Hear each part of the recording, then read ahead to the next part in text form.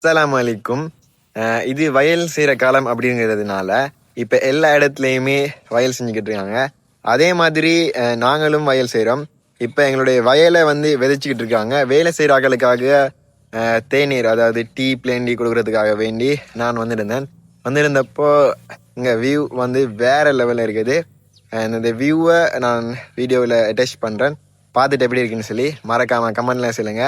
அதோட உங்களோட ஏரியாவிலையும் வயல் செய்யறாங்க அப்படின்னா மறக்காம கமெண்ட் பண்ணிட்டு போங்க.